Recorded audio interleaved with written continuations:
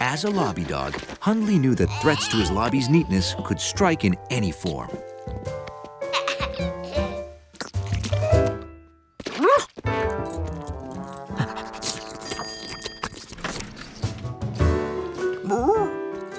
Especially a sloppy monkey with a jelly sandwich.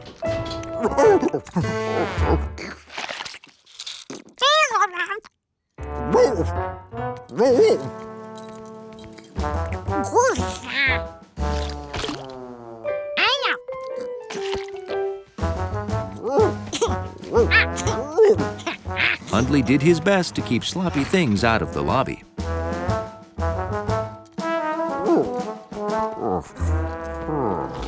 After all, a dog's lobby is his castle.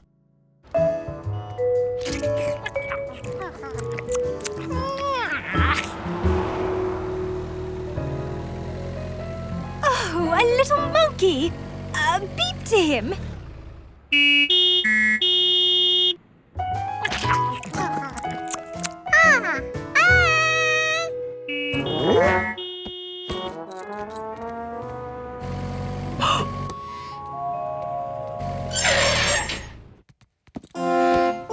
Greetings, Pooch. Aha, head reaches third buckle. That's 3 buckabrats high.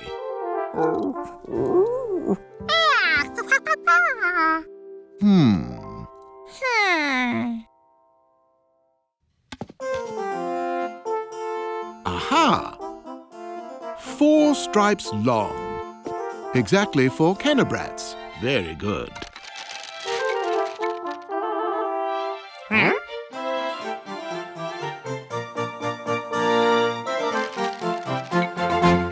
The royal Bratsvian birthmark, just as the princess said. Thanks for watching the lobby, Hundley. Oh, hi. Can I help you? Absolutely not. Now I blow the fanfare.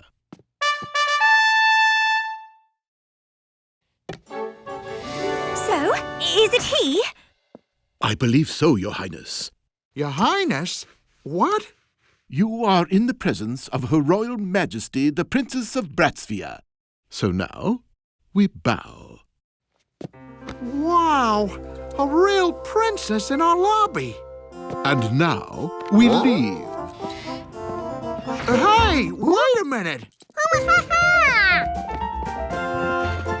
You can't walk away with Hundley. Oh, we got carried away.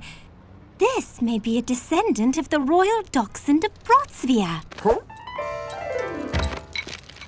A royal doggy. I always knew he was special. We must adjourn to the royal quarters and complete the test. Only if I come with you. You're both more than welcome, especially the fuzzy monkey. Now, we go.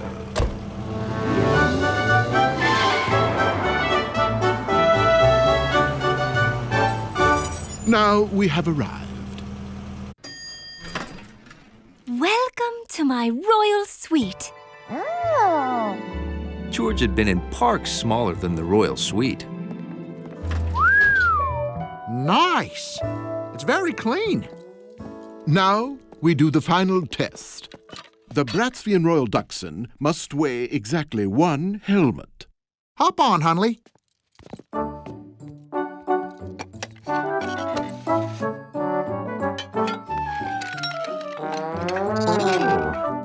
He weighs much more than a helmet.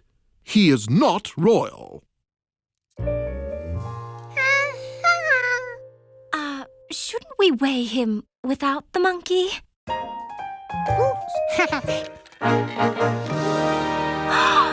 the same! He is royalty, beyond question. You're one special dog, Hundley. Not Hindley. His name is Lord Percival Barkington the 15th. Percival Barkington?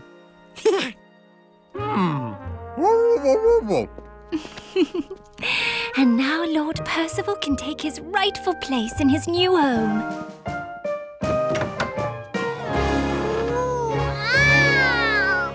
Oh, you want us to live here? Not you, just Lord Percival.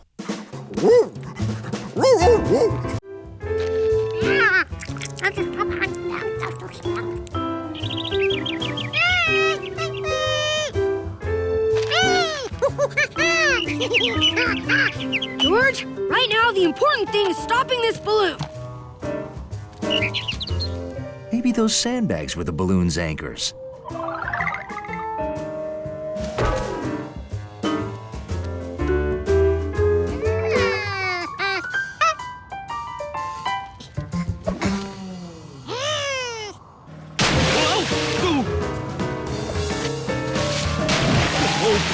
Steady, steady.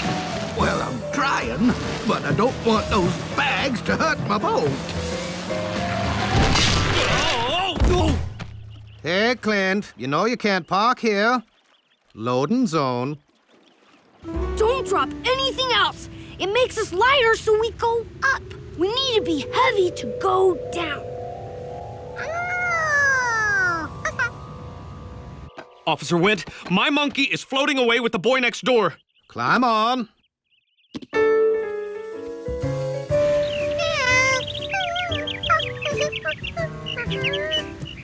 It's okay. I'll get us down.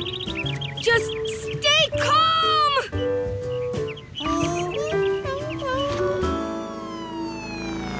Okay, they're just ahead. Easy. Let's try again. Got it. Whoa, whoa, whoa. Well, good luck then. Oh, oh, whoa. Oh, oh, oh. I've got you, George.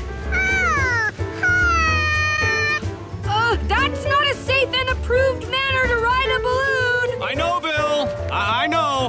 Now, don't worry. I'm gonna help you. Ow! Ooh, ow. This is what happens if you don't follow the rules.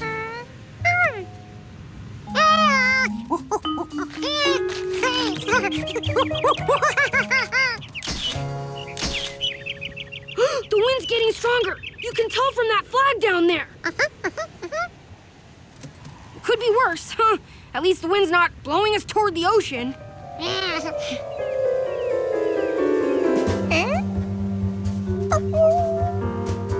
Oh no! The wind changed! It's blowing towards the sea! Do you know what that means?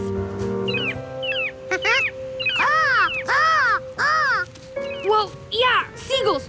But also, we're gonna float across the ocean, and I don't know how to stop us.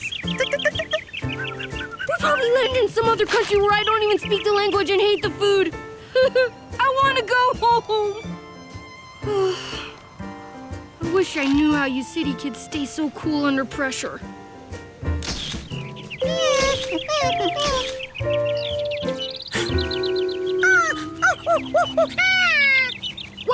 What is it? What is it? Hey!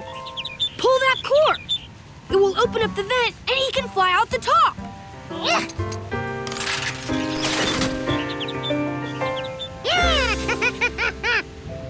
What? We're dropping! The vent! It lets hot air out!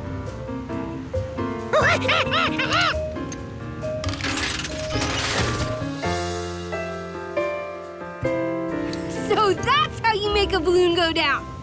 George, you saved us!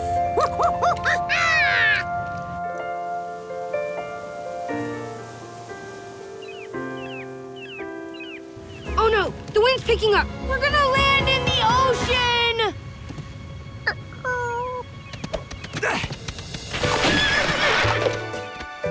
I've got you, George.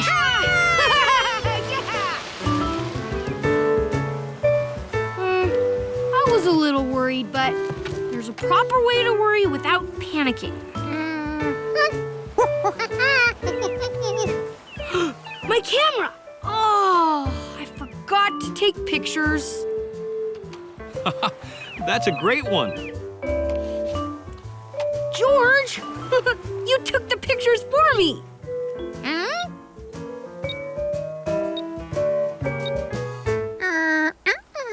If I I didn't, and you didn't, how?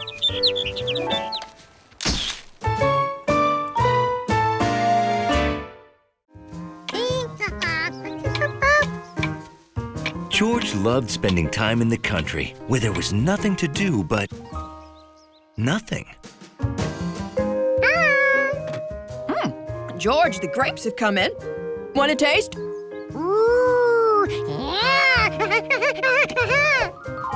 George was busy doing nothing, but he could always drop in for some grapes. George hadn't stepped in any normal hole.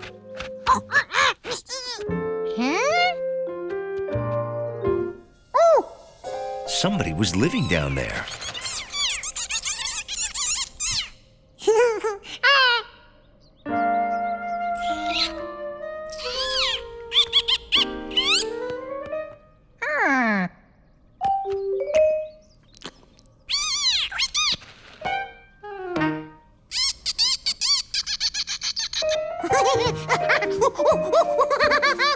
George!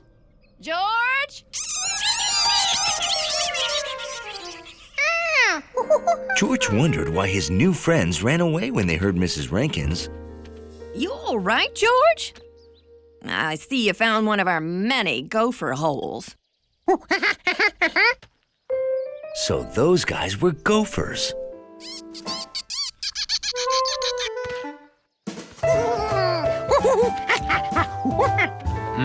Never seen gophers? Yeah, they dig a tunnel and travel underground. Now, those mounds are the entrances to their tunnel.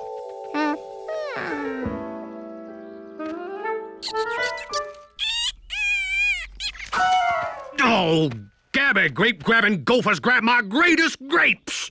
Relax, dear. Mr. Calhoun, the gopher getter, is coming to take them away. I will pay double if he nabs every nasty gopher. Oh, You'll have to excuse Mr. Rankins. Gopher's got his goat. Calhoun is here! Your gopher problems are over. No! That is the biggest gopher I ever saw! Oh, this is George. He's our next-door monkey.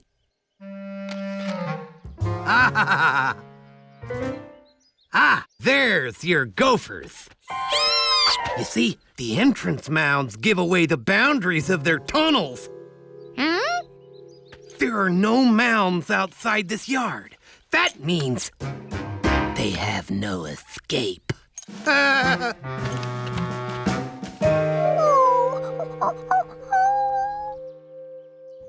By the time they realize they need a new tunnel, I'll have caught them all. We don't want the gophers hurt. Naturally. I catch the little sweeties and take them to a new, happier home far, far away. George felt it was only fair to warn the gophers.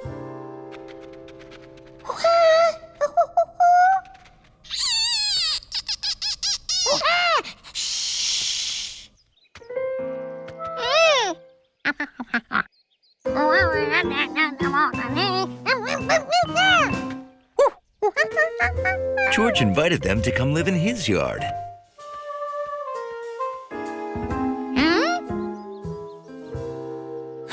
Of course, gophers travel by tunnel.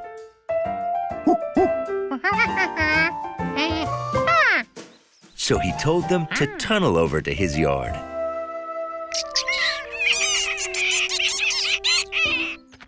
But gophers don't speak monkey. So he decided to dig the tunnel for them.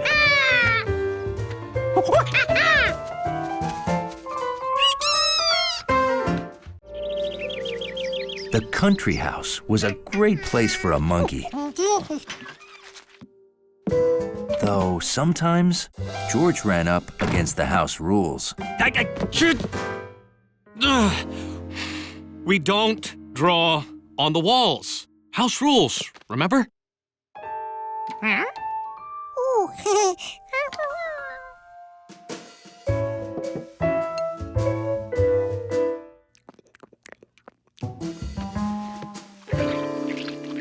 George, what did we say about buttering your corn with your feet? Some house rules make sense, and some seem like a complete waste of feet.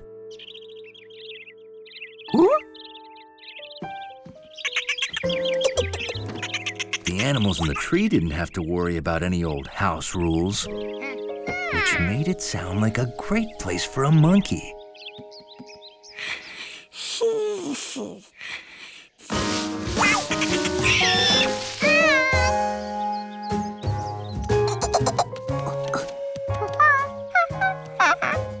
Yep, the tree was nice, all right. But it could be even nicer.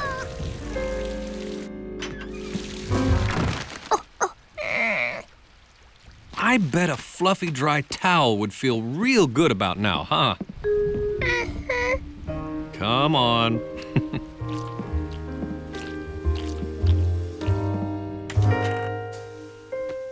George couldn't live in a tree and stay dry like he could in the house. Unless he had a tree house. Then he could make his own house rules. The next morning, George got to work.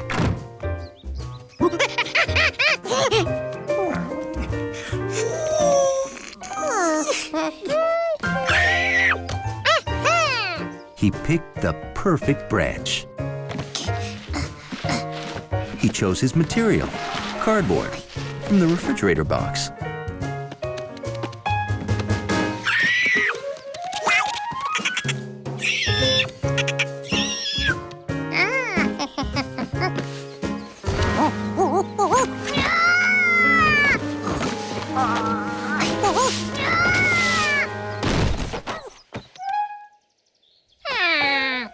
He definitely needed something less bendy.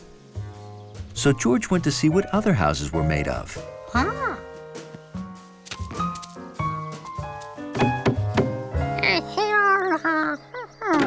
Hey, George. You like the new hen house I'm building?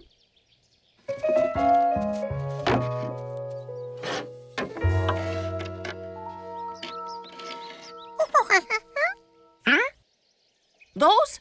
Oh, those are my plans. Of course, George needed a plan.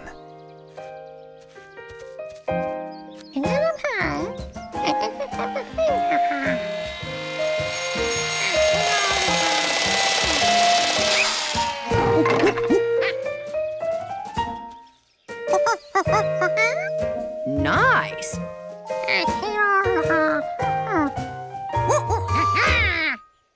If you want to try building, take any wood you need.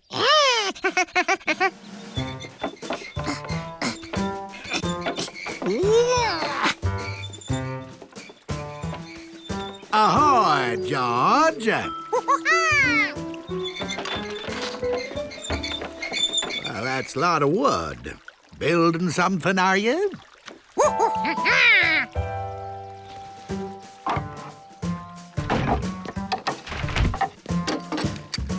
You need any nails?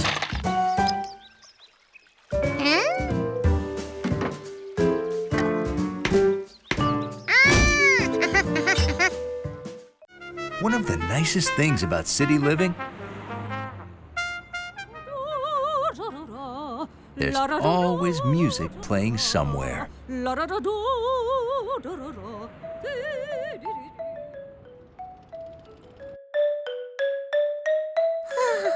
To George, this was great.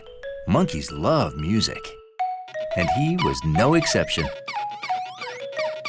Steve, please. I have to practice for my solo in the concert tonight. It's pivotal in the piece.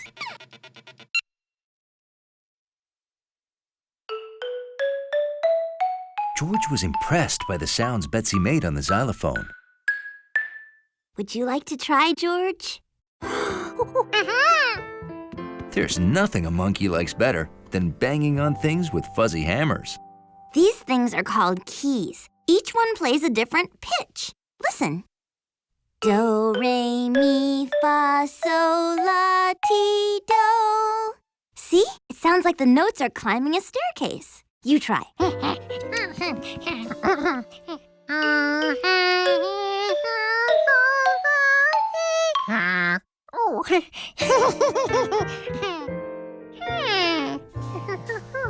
Maybe those fuzzy hammers made everything sound musical. The only way to find out was to try. Betsy!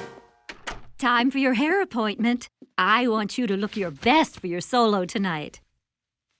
I wish I didn't have to take my xylophone to the hairdresser's. What if someone knocks it over?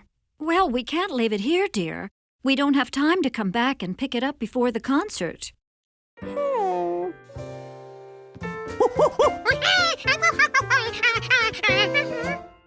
You'll take my xylophone to school for me? Oh, George, you're a lifesaver. Okay, the concert starts at 4, so it has to be at the school before then. I can give you a hand with that if you want. I'm an expert at moving things. George was happy to have Steve's help, especially since Steve had a watch on. Oh, great. Now, the way I move it is... Betsy, for crying out loud, I'm in 3rd grade already. I think I can figure out how to move a xylophone. Duh. Oh, right. Okay. Well, thanks again, George. See you at the concert.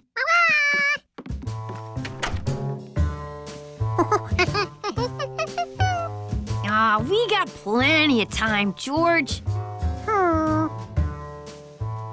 George would just have to wait. And wait. And wait. And wait.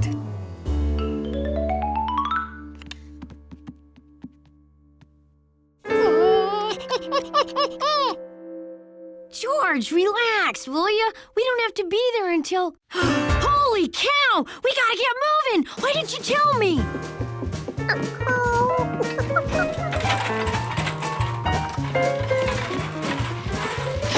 Oh, it's too wide to fit. You think she would have told us how she moves it.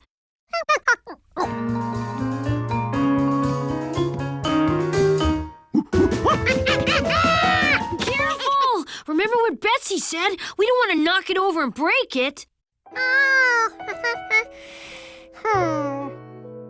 I've got it. We'll take it apart. We'll put the pieces in Betsy's wagon and wheel them to the school. Bing, bang, boom. We put it back together. All brain, no strain.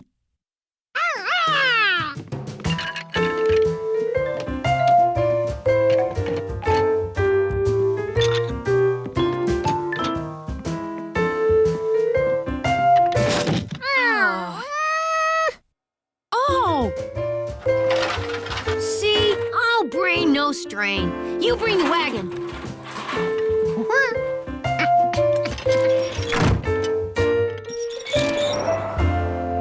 Getting to the school on time wasn't a problem. But there was something they forgot. Any chance you remember what key goes where? I got it! If we put them back in the same order we took them off, they'll be in the right order.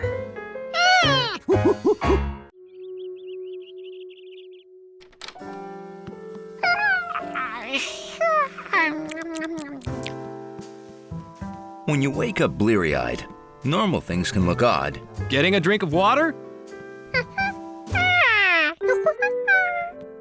And odd things even odder. Well, I'm training in gravity boots.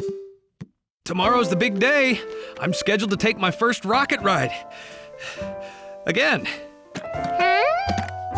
George, it's okay to look, just don't touch anything.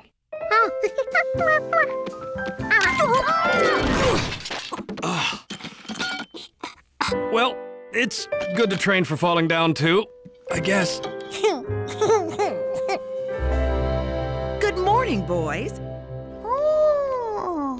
You remember Professor Einstein and Professor Pizza. So, are you ready to become the first normal guy to walk in space? No one on Earth is more ready or more normal. Just ask my monkey. Well, you know your mission, repairing the Einstein Pizza Space Telescope. Like this normal telescope. It makes faraway things look closer. But our telescope is much bigger, so it can see much, much further. Plus, it's in outer space, beyond the ruinous interference of Earth's atmosphere. It gave us these amazing pictures of distant planets and nebula, stuff out in space. But the controls got stuck, and now it only points at Earth. Yes, in fact, it's aimed directly at Professor Pizza's kitchen window. All we've gotten for a month are pictures of Tony cooking and one of his dog licking a cake.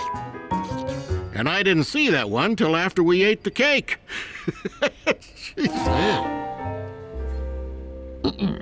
To repair the telescope, you'll replace 4 cube-shaped batteries. Oh, here you go. You will also replace 3 cylinder-shaped gyroscopes. Gyroscopes help aim the telescope. It's hard for you to understand. I'll explain it another time. Sorry, George. Too complicated for little monkeys. No, I meant you. Oh, right. You'll remove the telescope's Grunsfeld Smith nut using this wrench. When its lever is pushed to the left, it spins left to loosen.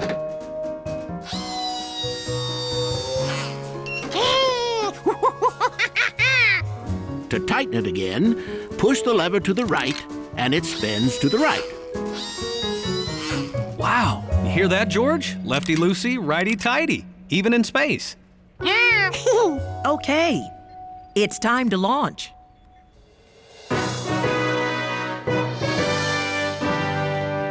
So when I spacewalk, I go out this door, then close it behind me, just like at home?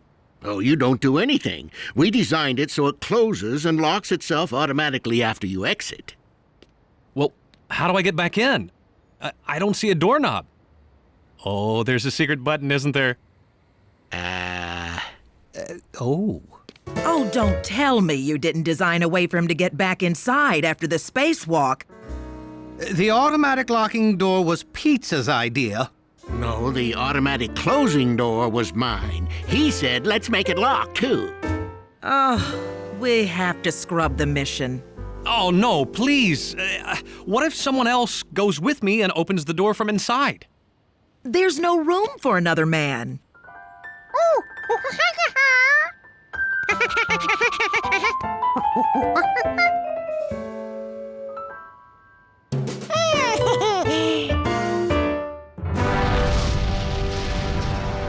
Ten, 9, 8, 7, 6, 5, 4, 3, 2, 1. Ignition.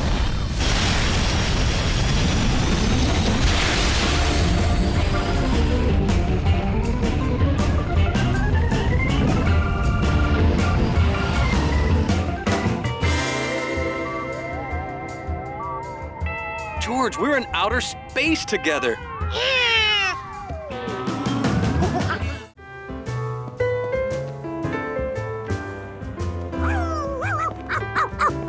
A dog bouncing down the sidewalk meant 2 things. 1, Charky had gotten loose again. And 2, George was in another challenging game of follow the leader.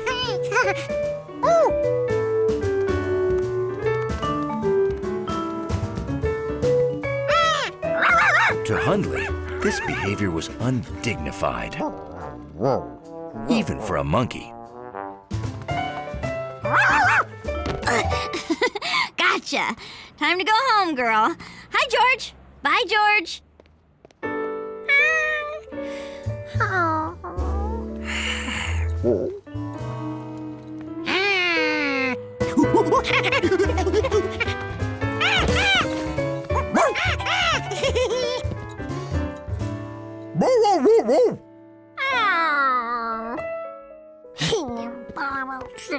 If only Hundley could be a fun dog. Like Charky.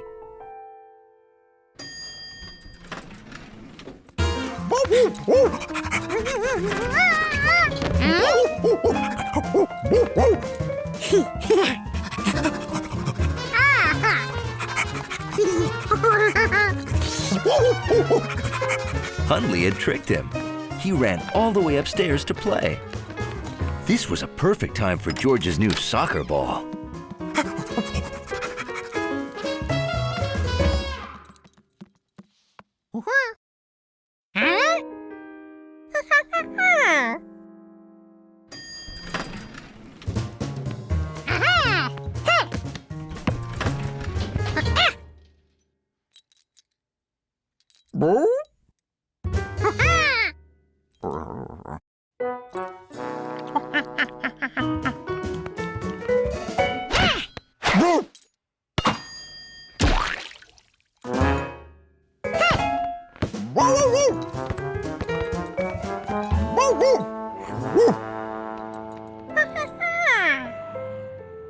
Now Hundley didn't want to play.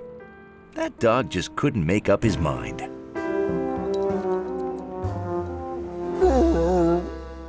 Uh-oh. Accident? Let's go get you cleaned up.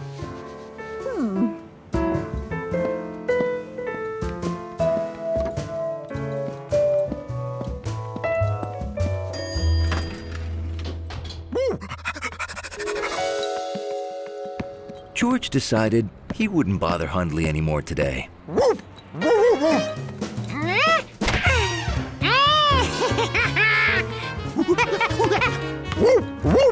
Now Hundley was playing again. George didn't understand it. But he wasn't going to complain.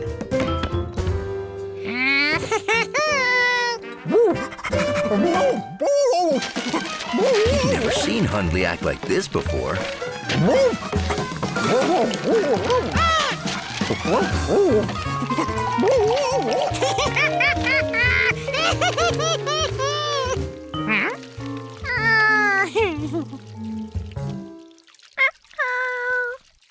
George figured he'd clean up so Hundley wouldn't get in trouble and be discouraged from acting fun.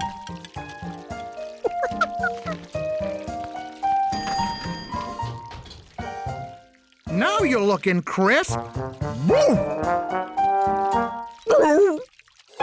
Oh, no! What happened? My desk! Someone is... George! George, what are you doing?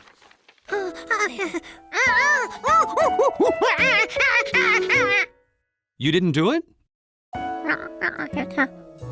Well, then who did? It's not a big deal. Just tell the truth.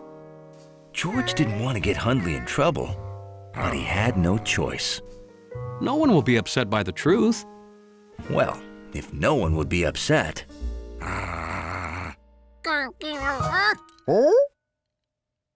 Hundley did it? George, think hard. Can you really picture Hundley jumping up and making this mess?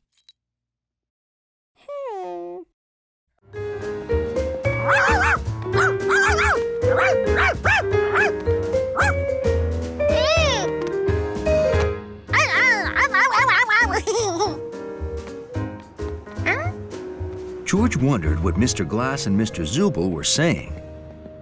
Okay, so you don't want my art, but if you tell me what kind of art you do want, I can find it for you. Hello, George. Hi, you're a monkey, aren't you? Congratulations. So, what kind of art do I want? Well, look at my building, my lobby. Look at me. We all say unique, so I want a painting in my lobby to be unique. Just like everything else. I know. Sue Berm is the painter you want. Let's go see her. Is she unique? Yes, and a huge talent. You can come too, George. She'll like you.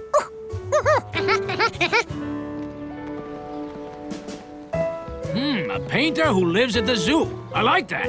That's unique.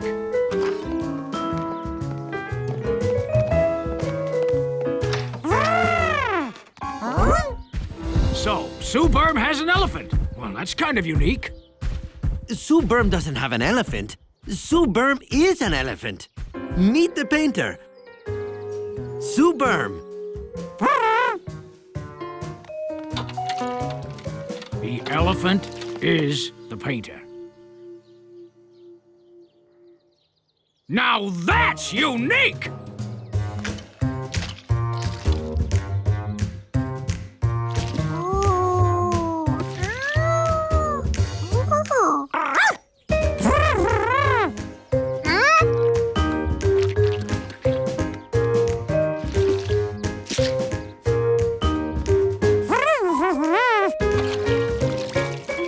Sue Berm grabbed a sponge. She must have wanted to clean off what George did. Watch how she uses the sponge, George.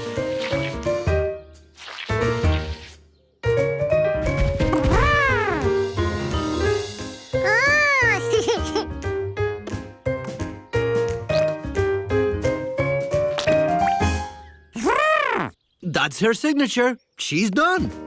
I'll take it. You should come back and paint with Sue Berm another time, George.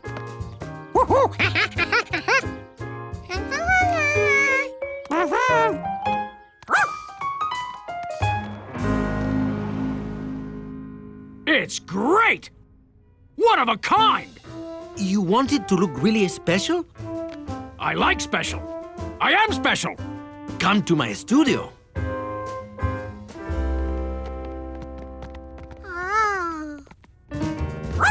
Sharky was ready for more playtime.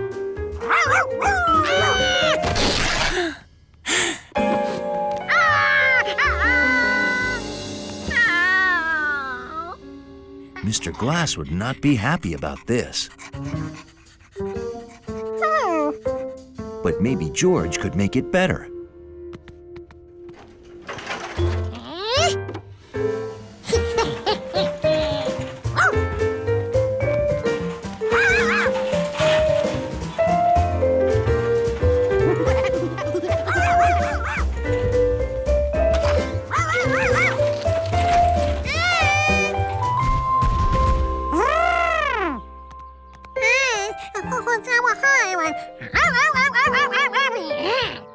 George asked Sue Berm to make an exact copy of the damaged painting.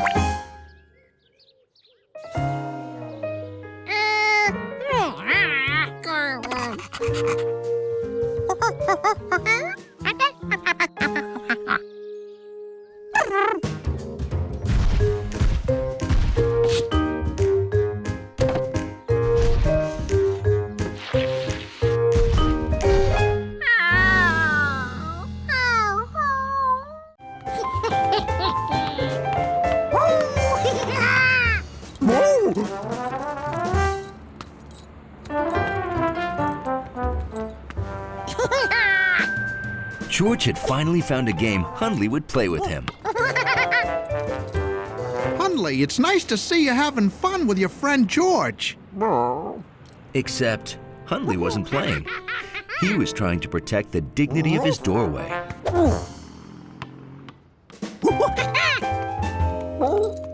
A job made all the harder by the start of flea season. Uh-oh, first flea of the season, huh? I'm gonna buy flea soap right now. You watch the door, Hundley.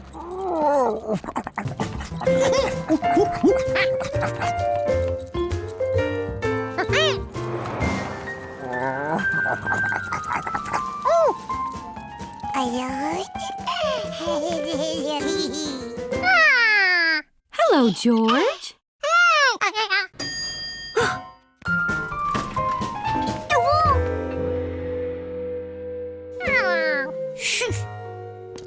Bye, Hundley.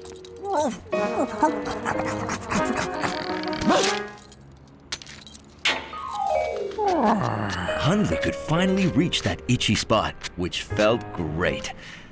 Until he saw that he was out of uniform.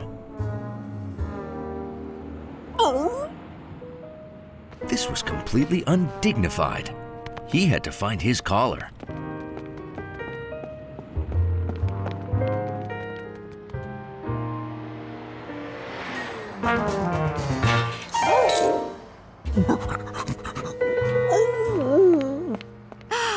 Are you trying to drink that dirty water? Oh, how sad. No collar. Oh, you have no home. Oh, you can relax now. I'll get you clean water and a loving home.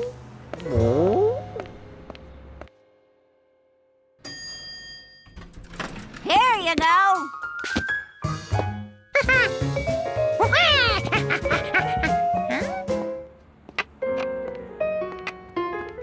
There was no Hundley.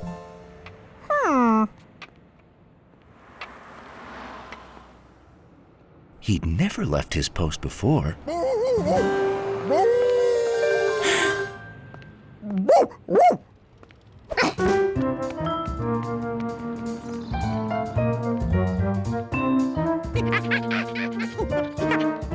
Who was that lady, and where was she taking Hundley?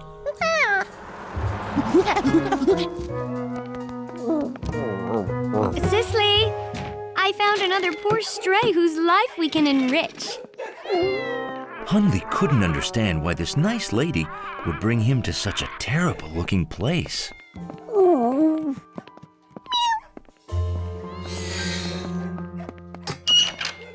Oh, what a handsome guy you are. And you look so dignified. Well, maybe it wasn't all bad. This one had excellent taste.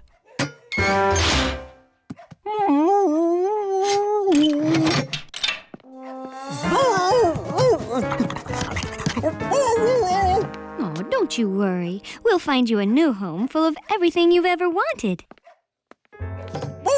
What Hundley wanted was to get out of here and go home to his lobby.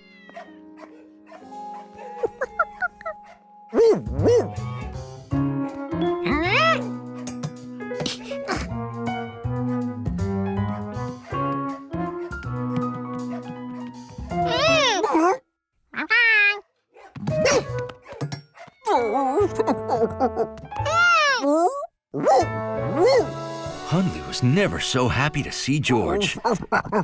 It was pretty obvious he wanted to go home.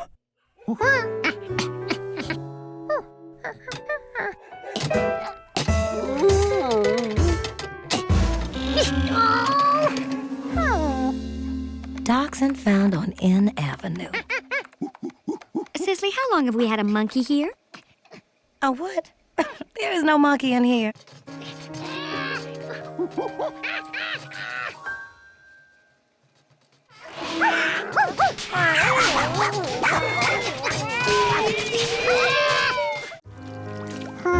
George had grown tired of the same old bathtub frog and boat races. He needed new tub toys.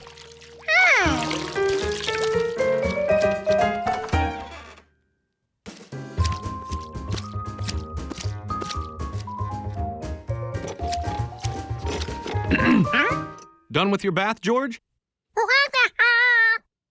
Well, then please get back in the tub. You're puddling.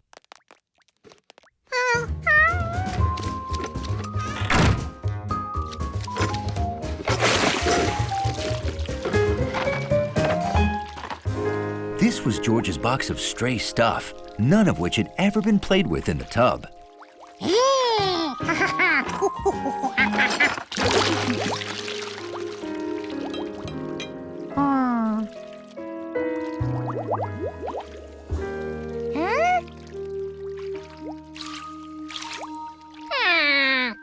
None of this stuff made for exhilarating monkey tub action. This disappointing bath was over. Some of the stuff was moving on its own. These were good tub toys.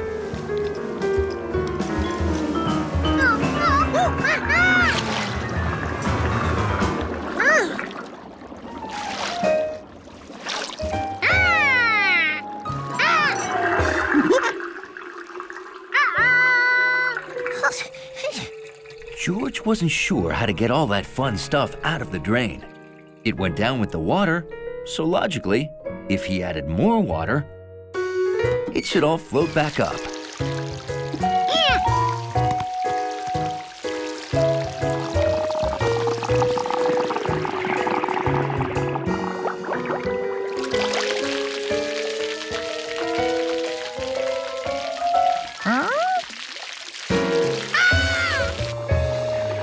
Oh, boy. Just a second, George. Water's backing up into the sink, and I don't know why. In the bathroom, too? Oh, no. I'd better call the plumber.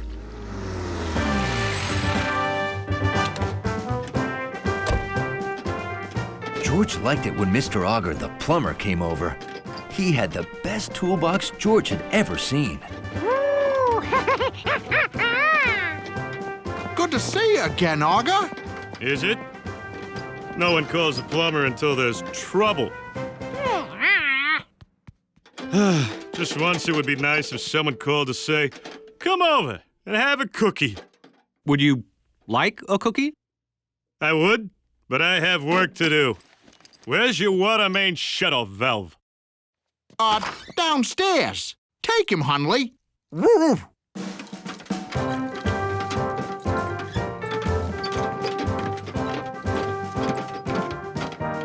Hey, George, you can watch if you're curious. Now, these pipes lead to all the rooms in the building. Some bring the water in, and some drain it out. This main valve controls the water for the whole place.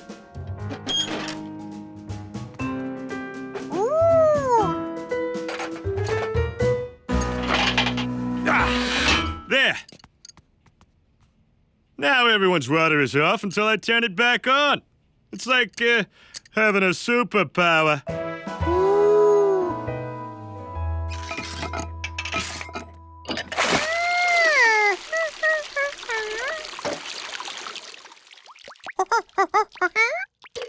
This breaks up clogs.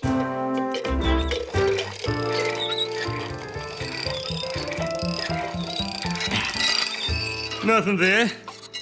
Clogs can be evasive and mysterious foes.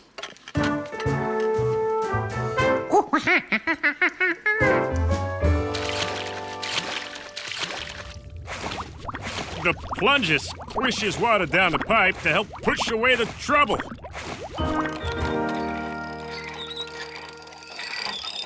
Ah, there! I have made contact! Clog located!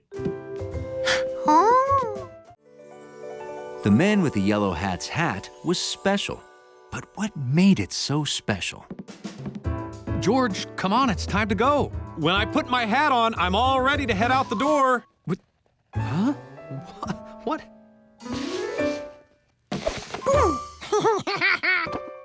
Okay. George, that was funny, but you know the rule. No one is allowed to play with the yellow hat. George sure liked that yellow hat. George's cap just wasn't special. I'd like to return these. They were yellow, but after only one washing, they turned saffron. I have to make a big speech, and I need to know my shorts are yellow.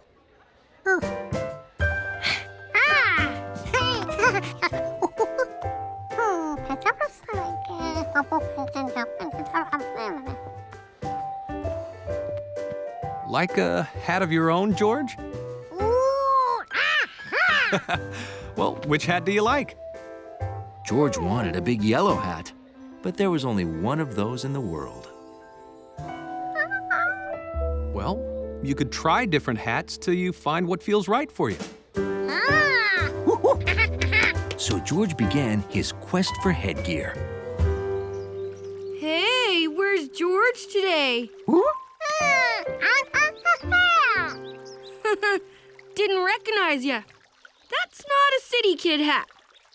Some hats are right for some people and some aren't.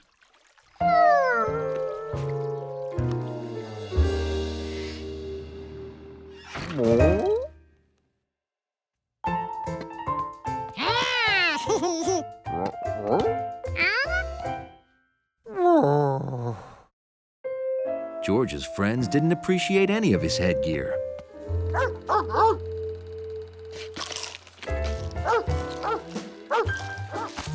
Picking the right headgear was not easy. What made the yellow hat so great?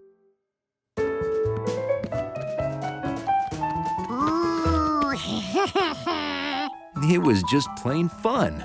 George, I need to wear the hat for an important speech at the museum. Please don't play with it. That's what George wanted. A fun hat that he could play with.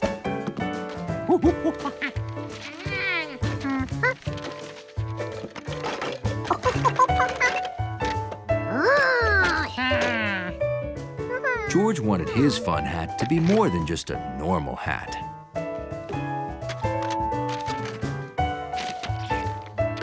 He'd use his cap for shape.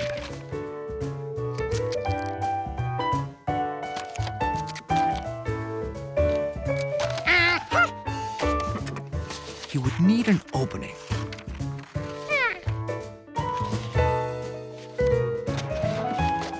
Because that would be his ice cream dispenser.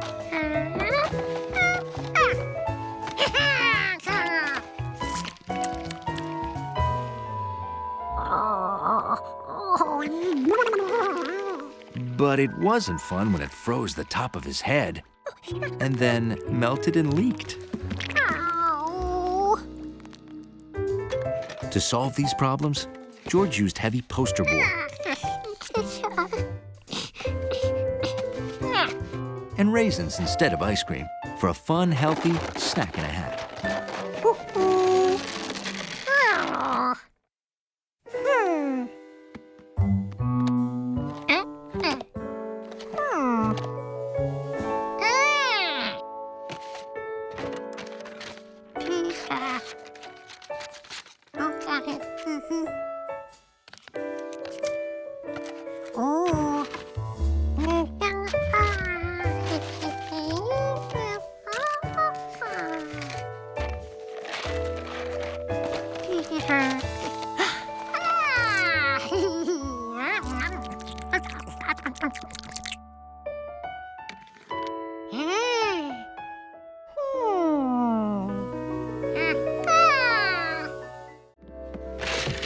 Little monkeys sure can take up a lot of space, especially when they have a lot of stuff.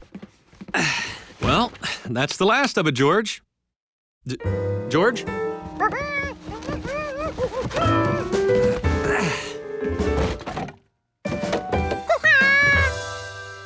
Now, George, are you sure we can't give this all away instead of storing it in the basement?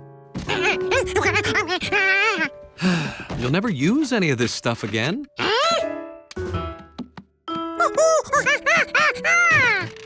The way George saw it, you should save everything because you never know when you might need it. Okay, let's take it downstairs. There's nothing Hundley loved more than a clean lobby.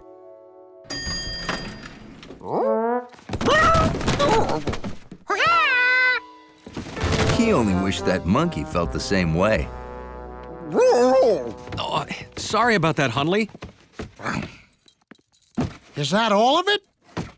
It's not even half of it. 301's doorbell is stuck again. Don't worry, Hundley will show you to the basement. Great. George, I'll go upstairs for more boxes. Why don't you and Hundley find a spot for them?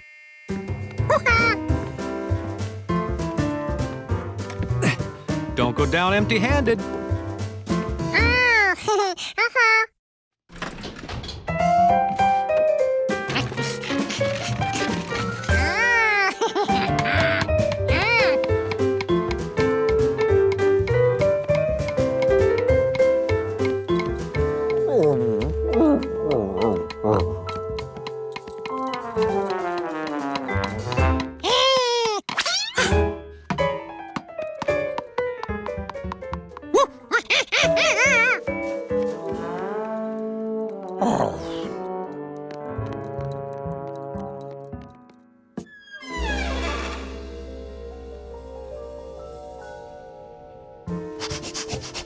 Hundley decided to find a place for George's stuff.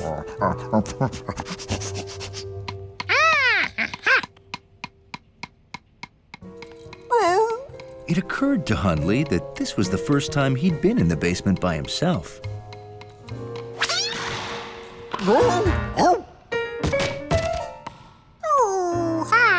Now, where did that ball go? A good lobby dog is fearless.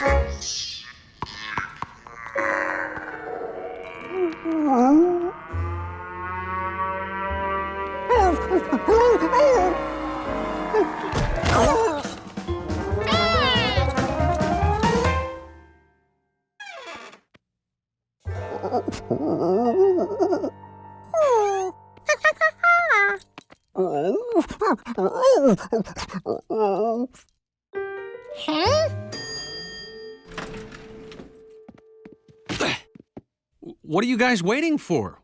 Why aren't you bringing the boxes downstairs?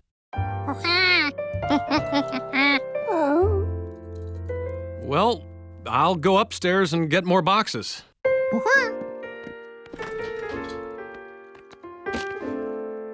George knew something in that basement must have scared Hundley, but he wondered what.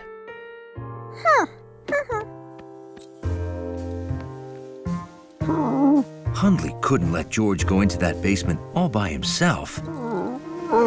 He was a lobby dog, and this was his job. There was nothing to be afraid of. A basement is just a room full of junk.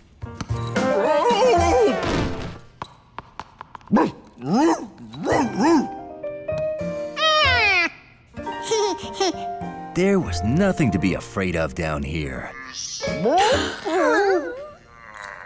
Except for that creepy noise.